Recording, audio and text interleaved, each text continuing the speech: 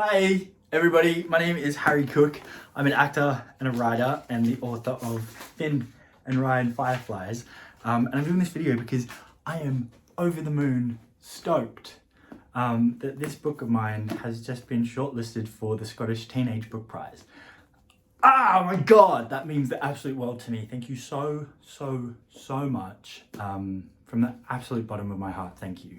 If you don't know, Fin and Rye and Fireflies is the story of Fin, who comes from a very conservative family, and Rye, who lives with his sort of hippie, devil-may-care mum. And the two of them fall for each other, but unfortunately Fin's conservative family aren't too happy about that, so they send him off to a therapy camp, which turns out to be conversion therapy. And it's the story of Rye and Fin's new friends, June and Poppy, and how they conspire to break him out. So now I'm going to answer some of your questions. It was important for me to tell this story because I vividly remember growing up and coming to terms with my sexuality and kind of realizing that I was attracted to guys, and then realizing, oh, there's nothing out there that I can kind of relate to. There's nothing that I can see myself in. So like all the movies that I watched were straight people, all the TV shows, it was straight people, all the books I read were straight people. And it's really hard to see your future when you don't see yourself represented anywhere. Like it's really hard to imagine a successful, happy ever after when you don't see it anywhere. So I wrote this because I really am so impressed by the amount of young queer stories that are out there now, and I wanted to throw one into the ring. So the family relationships in this book are very complex. Rye and his mum get along great, and she is very hippie and devil-may-care and doesn't have a problem at all that he's gay. In fact, threw him a pride parade when he came out. Fin, on the other hand, does come from a very conservative family who aren't stoked about him being gay. And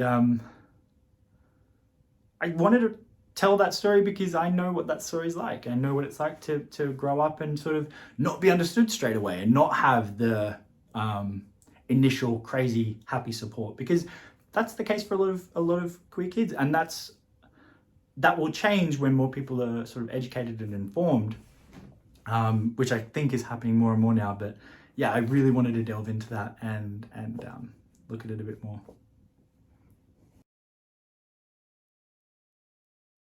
Fin's friends in the book, Poppy and June, he meets shortly after arriving in Lockport, and I really love the idea of a bunch of very proud queer kids